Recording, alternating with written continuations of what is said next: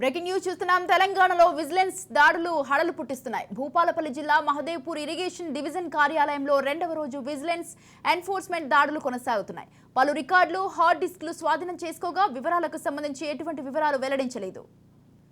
Right, ఈ విషయంపై పూర్తి సమాచారం అందించడానికి మా ప్రతినిధి సతీష్ ఫోన్ లైన్లో ఉన్నారు. సతీష్, చెప్పండి, భూపాలపల్లి జిల్లా మహదేవ్పూర్ ఇరిగేషన్ డివిజన్ కార్యాలయంలో అయితే రెండవ రోజు విజిలెన్స్ అలాగే ఎన్ఫోర్స్మెంట్ దాడులు కూడా కొనసాగుతున్నాయి. దీనికి సంబంధించి మీ దగ్గర ఉన్న తాజా అప్డేట్స్ ఏంటి?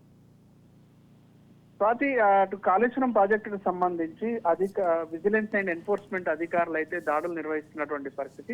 2 రోజులుగా కూడా అటు జలసౌదతో పాటు ఇటు కన్నెపల్లి పంప్ హౌస్ కార్యాలయం, మేడిగడ్డ కార్యాలయానికి ప్రాజెక్టుకు సంబంధించినటువంటి కార్యాలయాల్లో కూడా అధికారులు అయితే తనిఖీలు నిర్వహించారు. అటు ఈఎంసీ కార్యాలయంతో పాటు అధికారులు, ఇంజనీరింగ్ అధికారులకు సంబంధించినటువంటి కార్యాలయాల్లో కూడా నిన్న ఉదయం 11 గంటల నుంచి కూడా విజిలెన్స్ అండ్ ఎన్ఫోర్స్మెంట్ అధికారుల దాడులు కొనసాగుతున్నటువంటి పరిస్థితి. నిన్న రాత్రి సమయంలో అటు రికార్డులతో పాటు విలువైనటువంటి రికార్డులతో పాటుగా హార్డ్ డిస్క్లను కూడా అధికారులు అయితే స్వాధీనం పరుచుకున్నారు. ఇప్పుడు రెండో రోజు కూడా దాడులు కొనసాగుతున్నటువంటి పరిస్థితి ఉంది. ఆ ప్రాజెక్టుకు సంబంధించినటువంటి అవినీతి అక్రమాలు, డిజైన్ కి సంబంధించినటువంటి లోపాలు, ఆ డిజైన్ కి సంబంధించినటువంటి నిర్మాణానికి సంబంధించినటువంటి అనేక అంశాలకు సంబంధించినటువంటి సమాచారాన్ని సేకరించేటువంటి పనిలో కూడా అధికారులు పడ్డట్టుగా తెలుస్తా ఉంది. దీనికి సంబంధించి కాళేశ్వరం ప్రాజెక్టు నిర్మాణంలో అనేక అక్రమాలు చోటు చేసుకున్నాయి. నిర్మాణం డొల్లతనంగా ఉంది. నాణ్యత లోపంతో ప్రాజెక్టు కుంగిపోయినటువంటి పరిస్థితి ఉంది. మరొక వైపు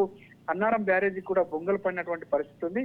పూర్తి స్థాయిలో ప్రాజెక్ట్ అంతా కూడా నిర్మాణంలో లక్షల కోట్ల రూపాయల ప్రజాధనం వృధా అయ్యేటువంటి పరిస్థితి ఉంది. దానిపైన జ్యుడిషియల్ ఎంక్వైరీ చేస్తామంటూ కూడా కాంగ్రెస్ ప్రభుత్వం చెప్పినటువంటి పరిస్థితి. మొత్తానికైతే ఆ క్రమంలోనే ఇటు విజిలెన్స్ అండ్ ఎన్ఫోర్స్మెంట్ అధికారుల దాడులు నిర్వహించడం అనేటువంటి చర్చనీయాంశంగా మారింది.